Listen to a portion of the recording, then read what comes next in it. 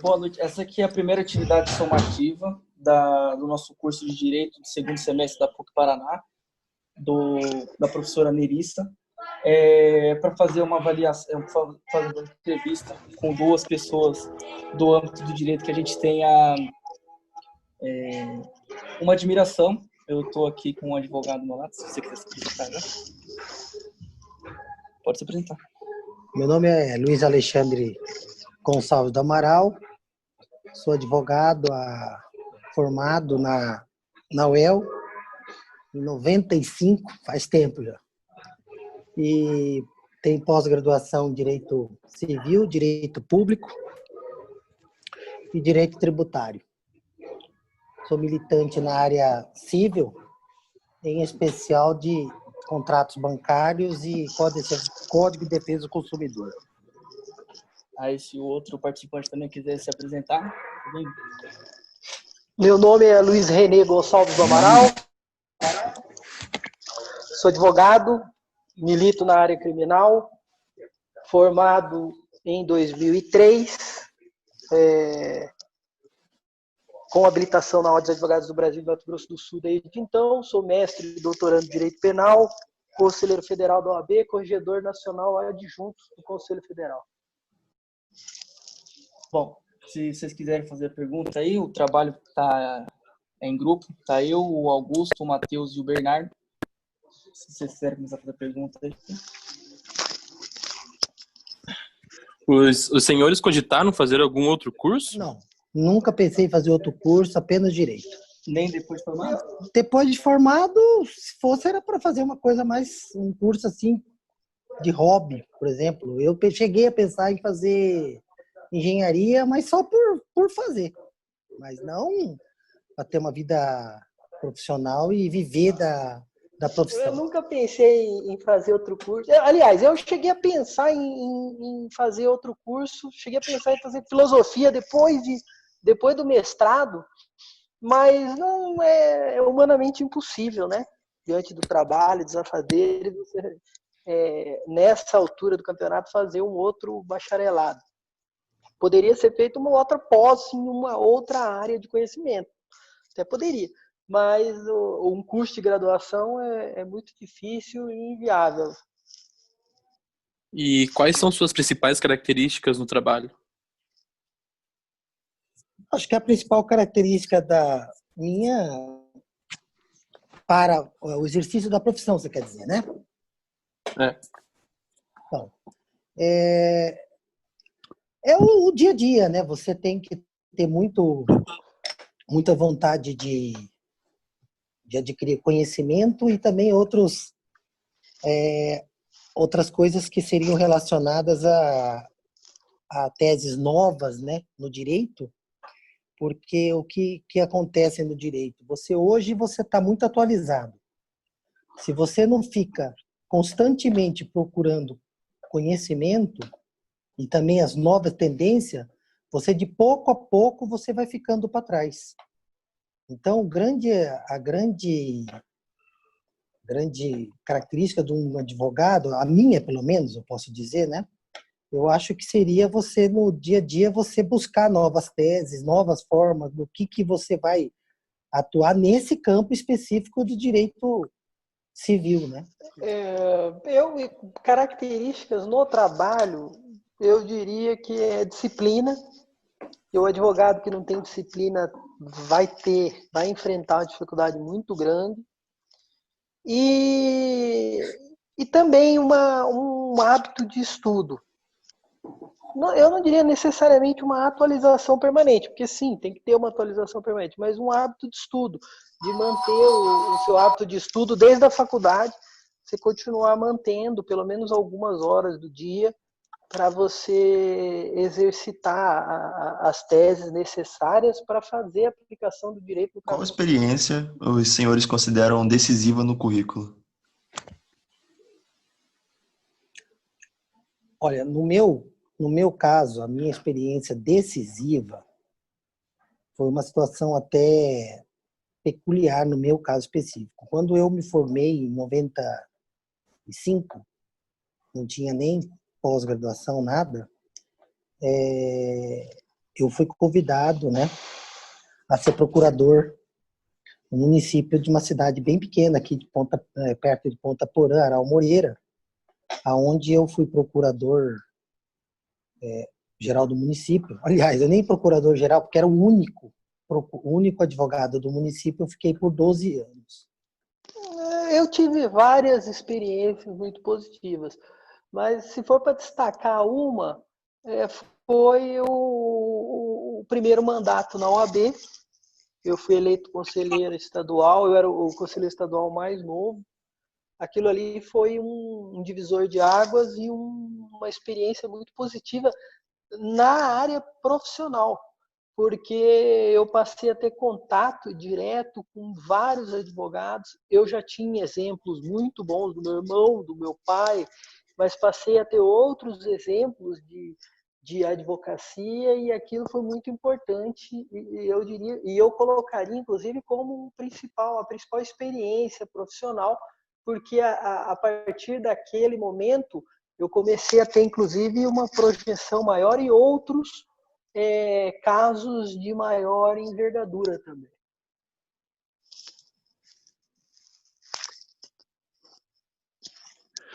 Boa noite, doutores. Meu nome é Bernardo e eu queria perguntar para os senhores como, dentre as inúmeras possibilidades que o curso de Direito fornece, como os doutores conseguiram escolher uma delas e quais foram as principais influências que ajudaram a tomar essa decisão? Quando a gente é acadêmico, eu até gostava muito mais do direito penal e processo penal. E meu pai é advogado nessa área criminal. E eu, quando vim para começar a advogar, eu até pensei em mexer nessa área, mas é uma questão de afinidade, digamos assim, né? Então, eu comecei a ter uma afinidade maior e um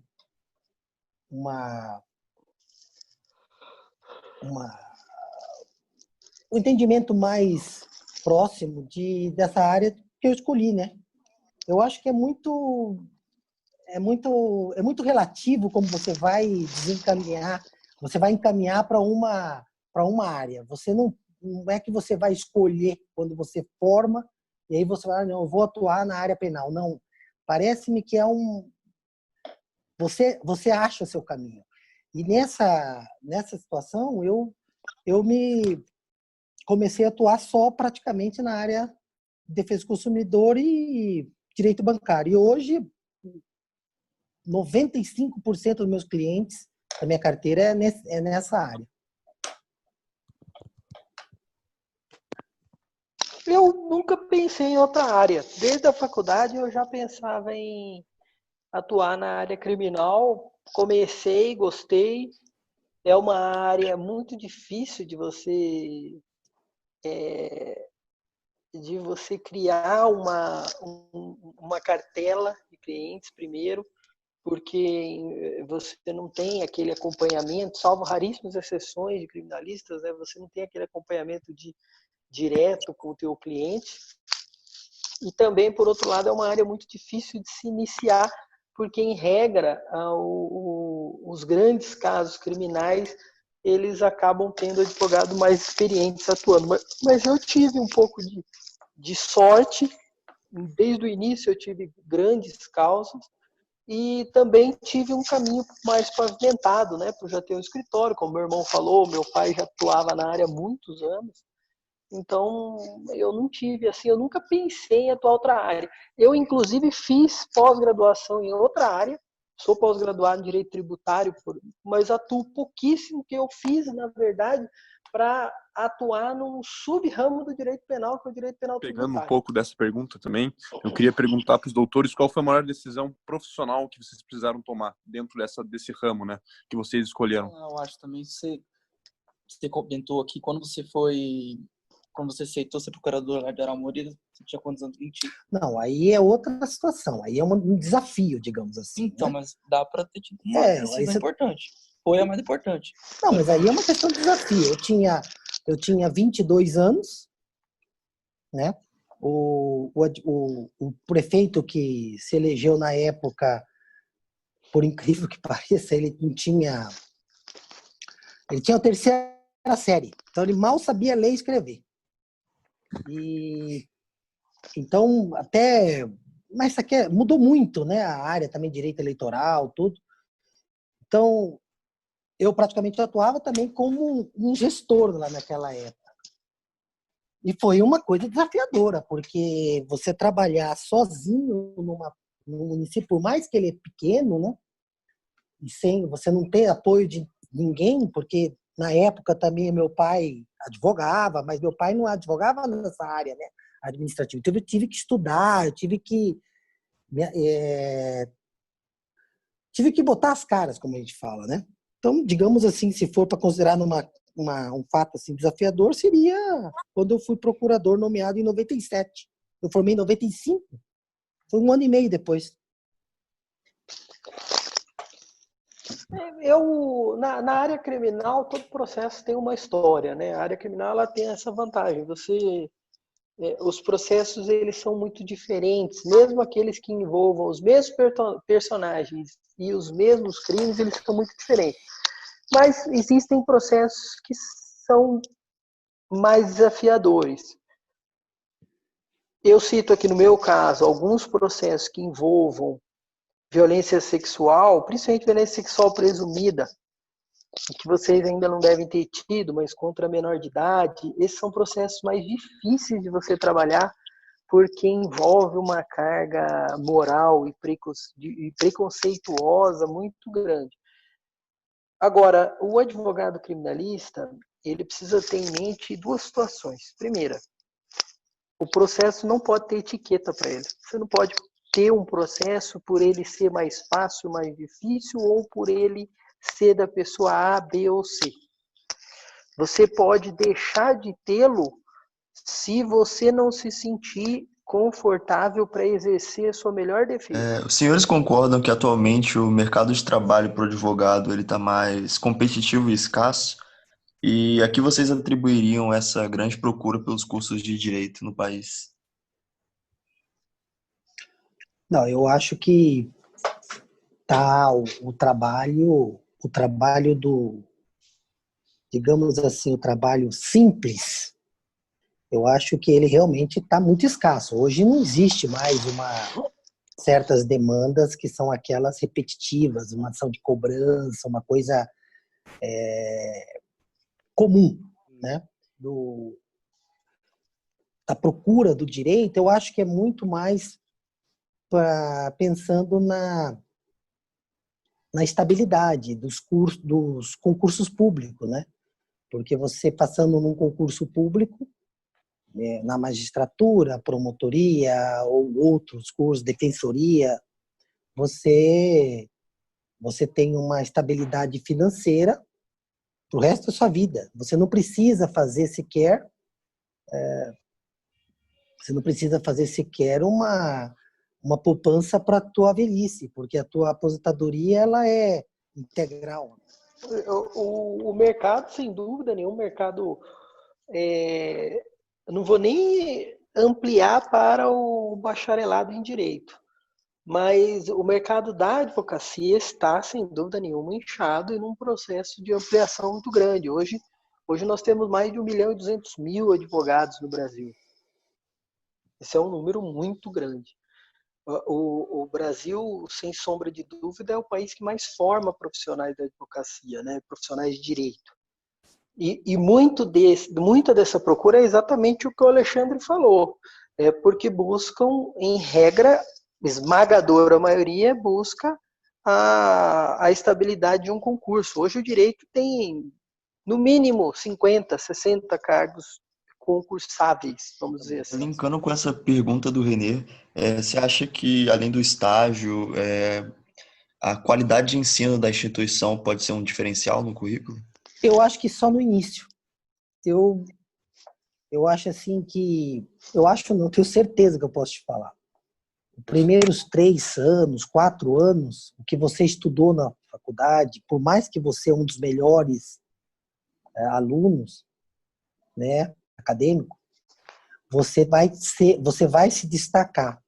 Mas se você não se atualizar e se você não ter a vontade, você conseguir achar a sua área que você goste, né, que você tenha uma admiração mesmo e vontade ali, eu acho que você não influencia mais do que 2, 3 anos. Eu posso falar por mim, quando eu me formei, mais ou menos 15 amigos meus foram advogados, né? E hoje só 4 advogam mesmo. E pior não, melhor, mais interessante, não eram os melhores alunos, eram os alunos intermediários. Verdade, isso daí é verdade. Eu tenho um amigo meu, um grande amigo meu lá em Londrina, 2. Um é professor, o outro não, o outro só é advogado, e eu aqui em Ponta Porã. Aí eu tenho os outros por aí, mas... E os 3, eles na realidade, nós eram alunos medianos. E os melhores não passou nem concurso. Dificuldade, eu tô aqui. né? Mas veja, eu acho que aí tem uma pequena diferença. Tem que fazer a questão de nível acadêmico, né? De diploma, de instituição. Isso depende muito do aluno, né? Eu acho que a grande diferença de você ser formado por uma faculdade que tem um reconhecimento maior é o próprio aluno. Porque para você entrar naquela faculdade, salvo raríssimas exceções, você é um aluno que estudou mais do que os outros, porque existe um processo de seleção. Então, por uma questão natural, você vai se preparar melhor e você vai ter uma disciplina, uma aplicação maior como aluno. Agora, existem as exceções. Tem aqueles alunos que entram em grandes universidades e sucumbem. E tem os alunos de universidades mais modestas que acabam se superando, estudando mais. Esse é um ponto. O segundo ponto é que existe uma grande diferença de acordo com o ramo que você vai atuar após a graduação em Direito. Se você vai prestar um concurso e vai passar no concurso, talvez essa formação da universidade, ela te baste. A formação no concurso basta. Agora, se você vai atuar no ramo da advocacia, não. Na advocacia, cabe bem aquele ditado. Você não pode ser mais realista que o rei. Porque você precisa, além do conteúdo, aliás, muito mais do que o conteúdo, você precisa ter um bom relacionamento, você precisa conquistar a confiança do teu cliente e você precisa ter um bom desempenho. Não adianta nada você ser muito bom intelectualmente e você ter um desempenho pífio. Porque no processo, é um outro ditado popular, né? Na prática, a teoria é outra. No processo, a história é totalmente diferente. Vence o processo quem consegue reconstruir aquela realidade pretérita da melhor maneira possível para a sua própria tese. Isso não tem muito a ver com o teu conteúdo programático que você aprendeu na faculdade. É lógico que se você não tiver essa base, você não vai conseguir construir nada. Né? Agora, você precisa de outros artifícios e outras expertises que você só vai adquirir na prática ou após a graduação em Direito, quando você já estiver inserido no mercado. Aí... Bom, acho que deu. Então, alguém aí tem mais outra dúvida, outra pergunta? Dúvida não, eu queria agradecer os dois só pela presença aí, tomar o tempo de vocês para responder a gente e ajudar a gente no nosso trabalho aí. Foi bem legal, foi descontraído, foi... Foi. Legal. Não, foi um prazer. Tá certo, então, vou encerrar aqui. Um prazer, Obrigado. boa noite e que vocês tenham consciência jurídica na faculdade. Isso aí é o mais importante. Vocês vão ser grandes advogados.